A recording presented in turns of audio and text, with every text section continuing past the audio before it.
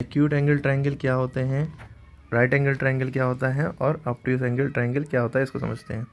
Acute angle triangle उसे कहते हैं तो जिसमें ऑल एंगल, सारे ही एंगल लेस देन 90 हों, सारे एंगल 90 से छोटे हों। तो अगर हम ये वाला ट्रायंगल देखिए इसमें ये 40 90 से छोटा, 80 90 से छोटा और 60 90 से छोटा, सब 90 से छोटे हैं और तीनों को जोड़ेंगे 180 ही आएगा हमेशा।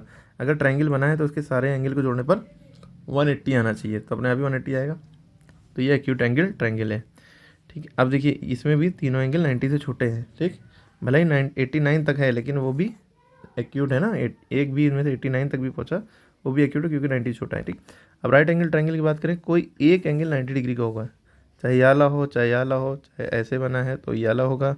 ठीक है, मतलब एक एंगल कोई 90 डिग्री का होगा, बाकी दोनों से मतलब नहीं, दोनों 90 से छोटे होंगे। ठीक है, मतलब कोई एक 90 है तो राइट एंगल है, राइट माने 90 स्ट्रेट लाइन। ठीक है, उसके बाद ऑब्ट्यूज एंगल ट्रायंगल कैसे कहते हैं, कोई एक एंगल 90 से बड़ा होगा, कोई भी एक एंगल 90 से जस्ट बड़ा हो, 91 92 या 120 या 160 कुछ भी हो सकता है। तो यहाँ पे देखिए 130 है और एक 30 है, एक 20 है, यहाँ पे 120 है, 90 से बड़ा है, एक एंगल 90 से बड़ा है, बाकी दो छोटे हैं, उससे मतलब नहीं दो छोटे। मेन ये बात याद रखनी है, एक भी 90 से बड़ा है तो ऑब्ट्यूज होगा।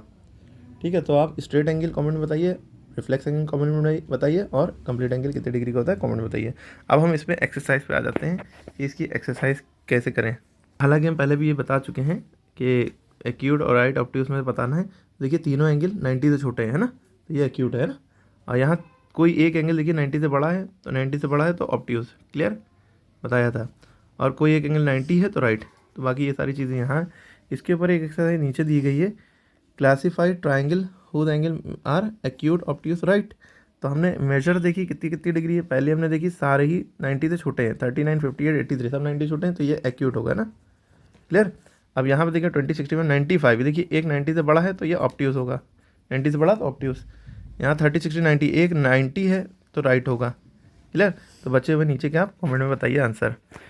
ठीक है, इसी तरह लगे हाथ इसी में ये भी समझिए, इक्विलेटरल ट्रायंगल, आइसोसेलेस ट्रायंगल और स्केलिन ट्रायंगल क्या होते हैं। इसके इक्विलेटरल ट्रायंगल उसे कहते हैं जिसमें सारी साइडें इक्वल हों, सारे एंगल 60 डिग्री के हों, वो इक्विलेटरल ट्रायंगल कहलाता है। देखिए ये भी 5, ये भी 5, ये भी 5, ये भी 6, ये भी 6, ये भी 6, ये भी मतलब जो एक होगी वो सारी होंगी, वो इक्विलेटरल। आइसोसेलेस में क्या होता है, कोई दो साइडें इक्वल है, याली और याली इक्वल होगी, ये दोनों एंगल बेस एंगल इक्वल होंगे, दो साइड इक्वल होंगे, दो बेस एंगल इक्वल होंगे। स्केलिन में क्या, कोई भी साइड इक्वल नहीं होगी, ये अलग ये अलग ये अलग, और न ही कोई एंगल अंदर के इक्वल होंगे।